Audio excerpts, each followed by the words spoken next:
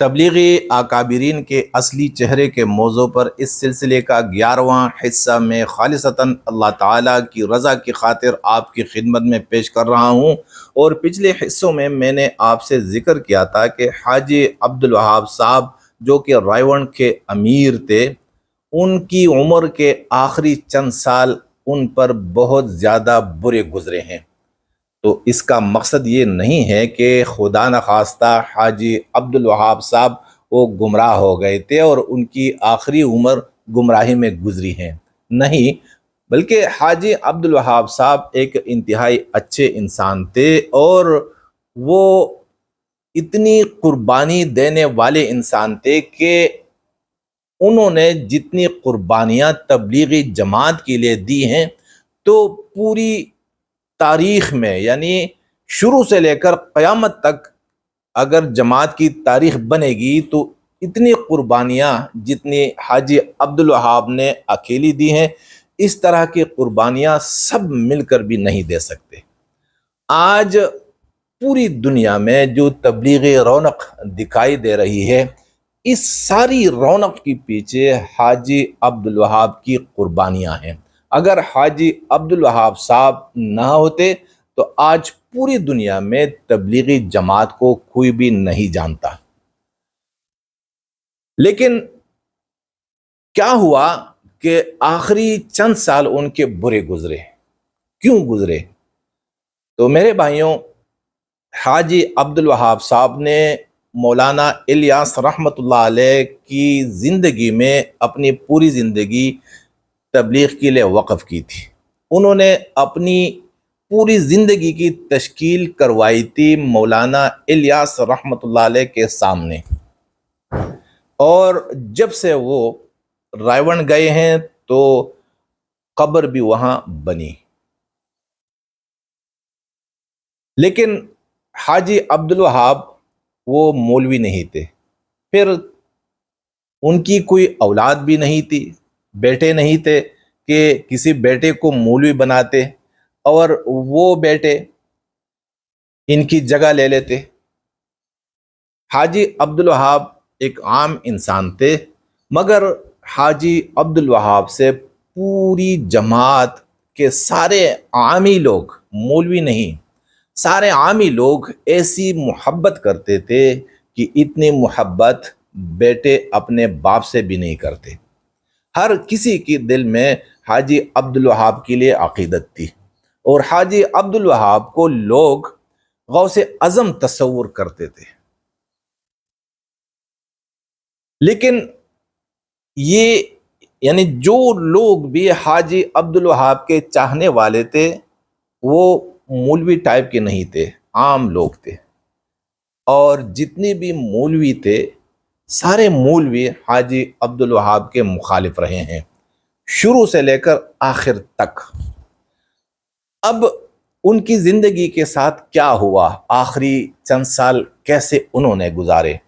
تو انہوں نے آخری چند سال قید میں گزارے اور ان کی بڑی اہانت کی گئی ہے، یہاں تک کہ مولانا احسان کے ایک بھائی نے حاجی عبدالوہاب کو گالیاں بھی دی اور کہا کہ بڈھے، تمہیں موت کب آئے گی، تم کب مرو گے کہ تبلیغی جماعت ہماری ہو جائے، یہاں تک کہ ان کی توہین کی گئی ہے۔ اس کے علاوہ جب وہ صبح کا بیان دیتے تھے تو عام مجمع میں جا کر ممبر پر بیٹھ جاتے تھے اور 10 بجے تک صبح کے بیان وہ دیا کرتے تھے۔ لوگ ان سے ملتے بھی تھے اور ایک عام سی زندگی تھی، لیکن پھر ایک ایسا وقت آیا کہ حاجی عبدالوہاب اور عام مجمع کے درمیان کڑی رکاوٹیں کھڑی کی گئیں، اور پھر عام مجمع سے ایک بندہ بھی حاجی عبدالوہاب سے نہیں مل سکتا تھا۔ اگر کوئی زیادہ بھی ملنا چاہتا تو انہیں صرف 5 یا 4 منٹس کے لیے اجازت ہوتی، اور جس طرح وہ دیدار کرتے نا، جیسے وہ دیدار کرتے حاجی عبدالوہاب کی، تو پھر انہیں فوراً وہاں سے بھگایا جاتا تھا کہ چلو بھائی دیکھ لیا آپ جائیں۔ اسی طرح ان کا رویہ تھا۔ یہ نوبت کیسے آئی؟ کیوں حاجی عبد الوہاب کو قید میں رکھا انہوں نے؟ تو اس کی وجہ یہ ہے کہ حاجی عبد الوہاب ان کے چاہنے والے مولوی نہیں تھے، اور یہ خود بھی مولوی نہیں تھے۔ ان کے مخالفین مولوی تھے، اور جو قابضین رائیونڈ ہیں، یعنی جو مولوی رائیونڈ کے قابضین ہیں، ان کی تو پشتیں چل رہی ہیں، باپ پھر بیٹا اور پھر پوتے، اس طرح سلسلہ چلتا رہے گا۔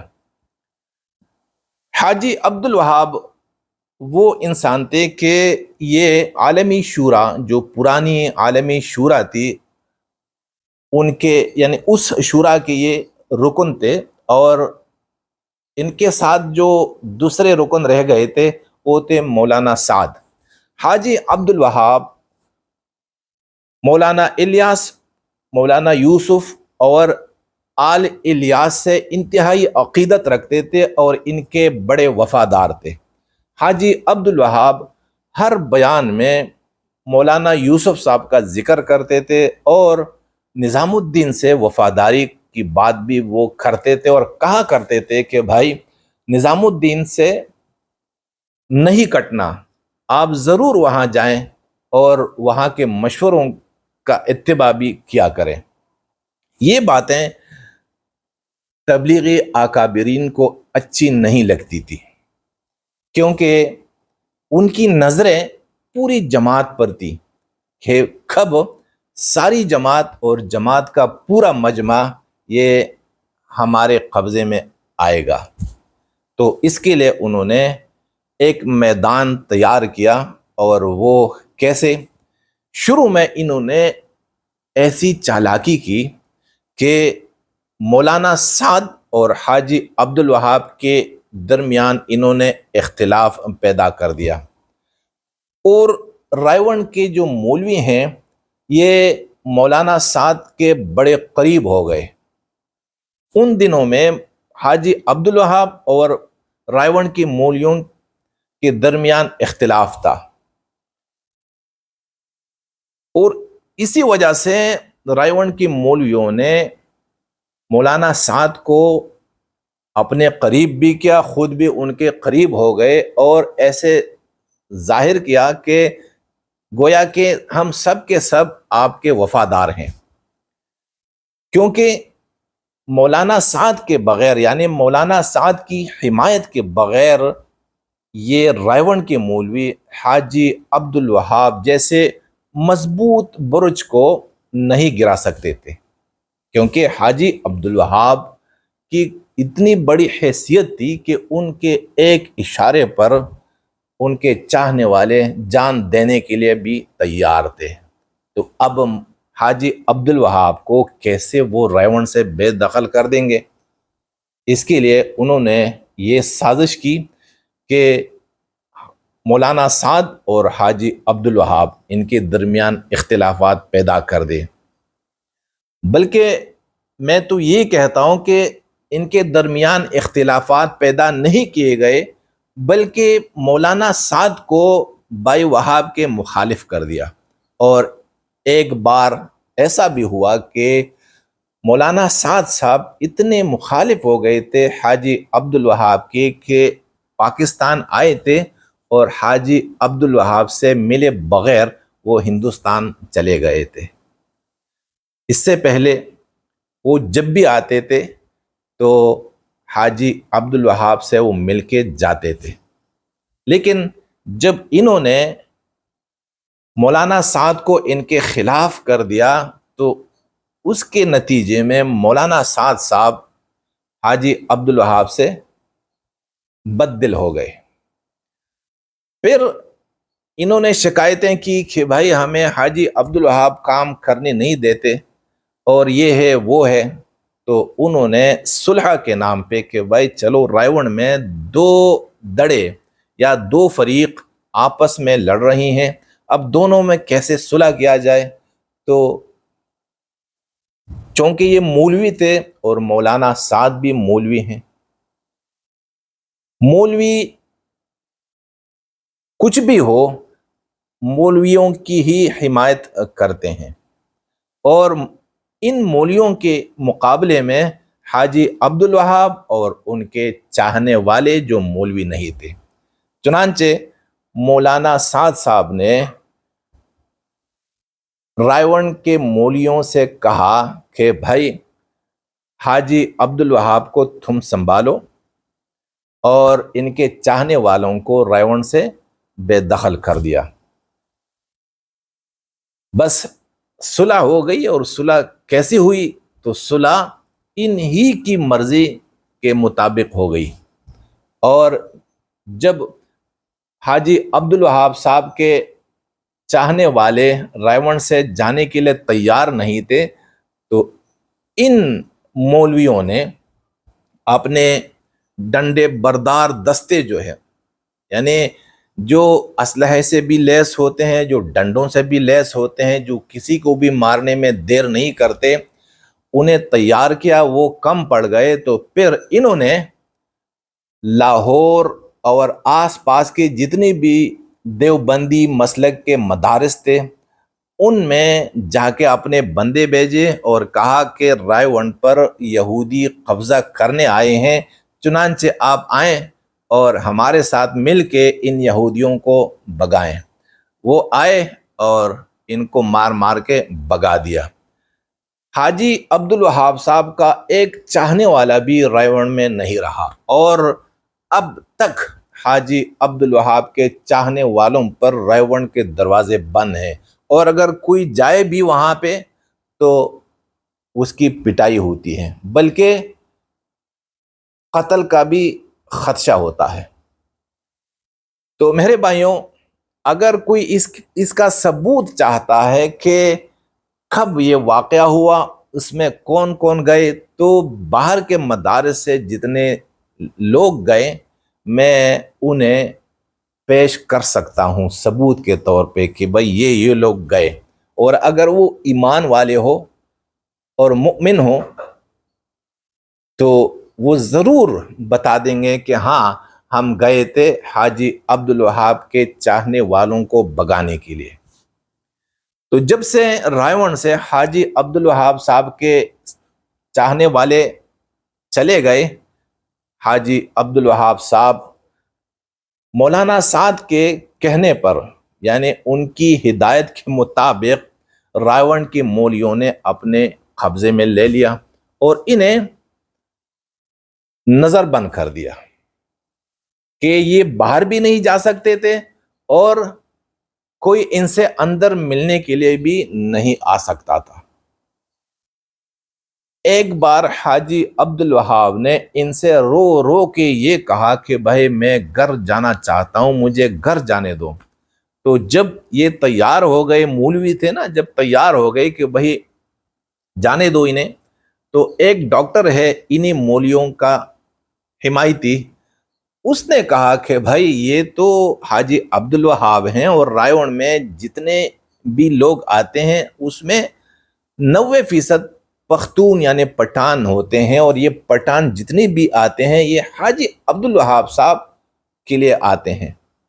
اگر رائے ون میں حاجی عبدالوہاب صاحب نہیں رہیں گے تو کوئی پٹھان یہاں وقت لگانے کے لیے نہیں آئے گا. پھر جہاں پر بھی حاجی عبدالوہاب بیٹھے ہوں گے، بھلے یہ اپنے گھر میں ہوں تو ان کا گھر مرکز بنے گا، یا یہ کسی اور مسجد میں جائیں تو وہی مسجد مرکز کی حیثیت اختیار کر لے گی. اب پٹھانوں کو کھینچنے کے لیے حاجی عبدالوہاب کو قید کیے رکھو، مرنے تک قید کیے رکھو، لیکن کسی کو خبر نہ لگ جائے کہ بھائی حاجی عبدالوہاب یہ قید ہیں. کچھ دنوں تک وہ بیان کرتے رہے، اور پھر کیا ہوا کہ بیان بھی ان سے چھین لیا گیا. صبح کا جو بیان ہے، صبح کا بیان یہ عام مجمع میں کیا کرتے تھے، اور لوگ جا کر ان سے ملتے تھے.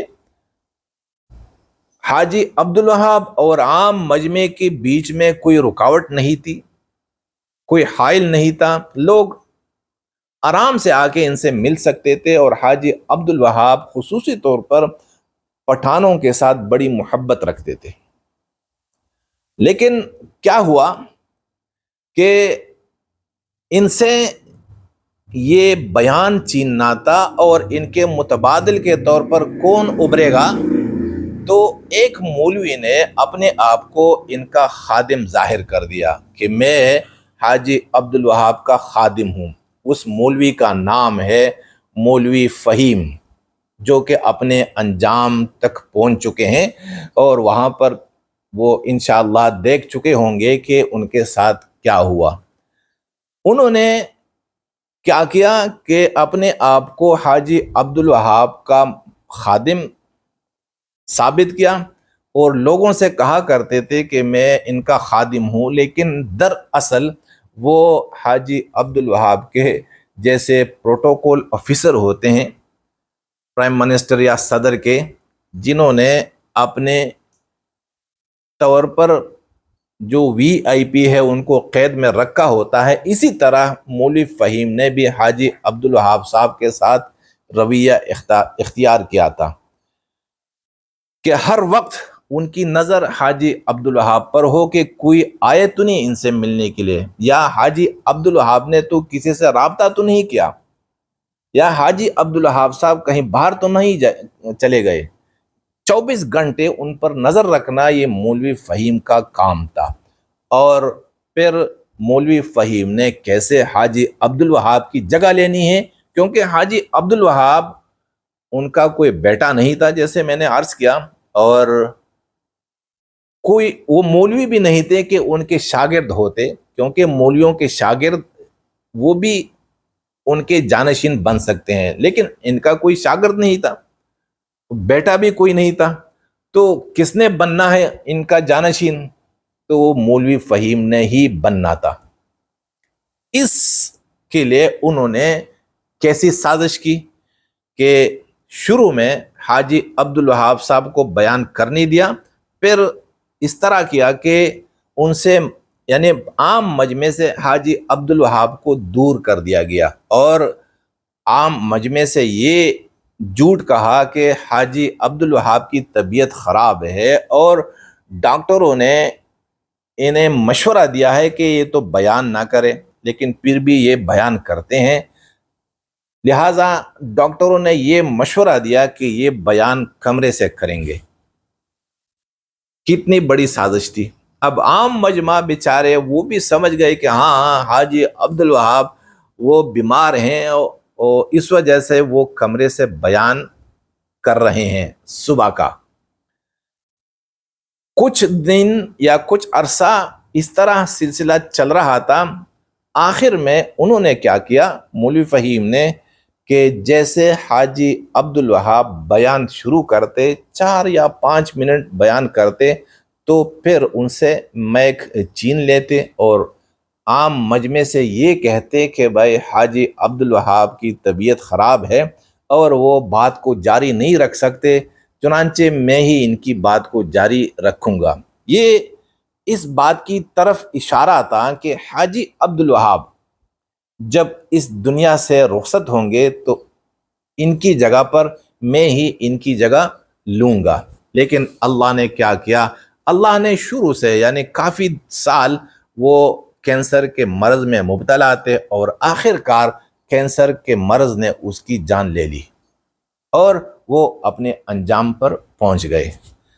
جو تمنا تھی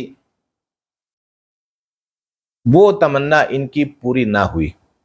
تو میرے بھائیوں، یہی طریقہ تھا، اور اسی وجہ سے حاجی عبدالوہاب کو عام مجمع سے دور رکھا گیا۔ اور جتنے یعنی اس صلح کے بعد جو صلح مولانا سعد نے کی تھی ان کے درمیان، صلح کیا تھی کہ بھائی حاجی عبدالوہاب کو رکھو اپنے پاس اور ان کے چاہنے والوں کو بگا دو۔ یہ کون ہے؟ یہ عام لوگ ہیں، یہ مولوی نہیں، عالم نہیں ہے۔ اب مولانا سعد صاحب یہ نہیں جانتے تھے، یہ تو جوان تھے کہ مولوی لوگ کتنے خطرناک ہوتے ہیں۔ انہوں نے یہ بھی نہیں دیکھا، انہوں نے اس بات کی طرف بھی نظر نہیں اٹھائی کہ آج تک جو تبلیغی جماعت وہ متحد ہیں اور اس میں کوئی اختلاف یا افتراق پیدا نہیں ہوا ہے، تو اس کی وجہ کیا ہے؟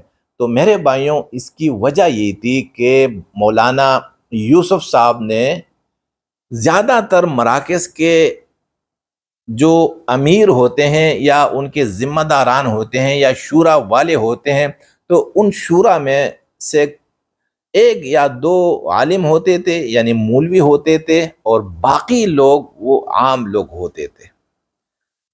اس وجہ سے تبلیغی جماعت ایک کافی عرصے تک متحد رہی، لیکن جب رائیون سے عام لوگوں کو بے دخل کر دیا اور صرف حاجی عبد الوہاب رہ گئے، تو اس کا نتیجہ یہ نکلا کہ پھر ان مولویوں نے جس طرح حاجی عبد الوہاب جیسے مضبوط ستون کو گرایا، جیسے مضبوط عمارت کو گرایا، تو حاجی عبد الوہاب کے مقابلے میں مولانا سعد کی کیا حیثیت ہے؟ ان کا گرانا تو ان کے لیے انتہائی آسان تھا۔ جو مشکل تھا، یعنی جن کا گرانا مشکل تھا، وہ حاجی عبد الوہاب تھے، اور حاجی عبد الوہاب کو گرانے میں ان کا ساتھ کس نے دیا؟ تو ان کا ساتھ اور ان کی مدد کس نے کی؟ مولانا سعد نے خود کی، اور اسی طرح مولانا سعد نے خود اپنے پیروں پر خود کلاڑی چلائی۔ اگر مولانا سعد اس وقت مولویوں کی حمایت نہ کرتے اور حاجی عبد الوہاب کو رائیون کے مولویوں کے حوالے نہ کرتے، تو آج یہ صورتحال نہ ہوتی۔ لیکن جو کچھ ہوا ہے مولانا سعد کے ساتھ، یہ ان کی غلطیوں ہی کا نتیجہ ہے۔ میرے بھائیوں، آگے چل کر حاجی عبد الوہاب کے چاہنے والے یا حاجی عبد الوہاب کے جو مخالفین ہیں، چاہنے والے تو چلے گئے، لیکن ان کے جو جانشین بنے تھے یا جو تبلیغی رائیون کے اکابرین ہیں، یہ کتنے سچے ہیں، کتنے جھوٹے ہیں۔ تبلیغی جماعت میں اختلاف چل رہا تھا، ایک دوسرے کے ساتھ یہ لڑ رہے تھے، اور یہاں تک کہ مولانا سعد جیسے بندے کو انہوں نے کیا کیا؟ پوری جماعت تو کیا ہے، اسلام سے بھی خارج کر دیا، لیکن پھر بھی انہوں نے عام لوگوں سے کچھ نہ کہا۔ اب یہ جو تبلیغی اکابرین آپ کے سامنے ہیں، جنہوں نے رائیون کو اور پوری دنیا کی عالمی شورا کو اپنی مٹھی میں لیا ہے، اور لوگ سمجھ رہے ہیں کہ تبلیغی اکابرین یہی ہیں، تو میرے بھائیوں، انہوں نے کس طرح اس کے لیے دھاندلی کی، کس طرح دھوکے سے کام لیا، کس طرح عام مجمع کو دھوکہ دیا، اور کس طرح علماء کرام کو دھوکہ دیا، اور کس طرح انہوں نے مولانا سعد کو دھوکہ دیا، اور کیسے انہوں نے اپنے محسن مولانا الیاس کی اولاد سے غداری کی۔ تو اس پر انشاءاللہ اگلے دن بات ہوگی۔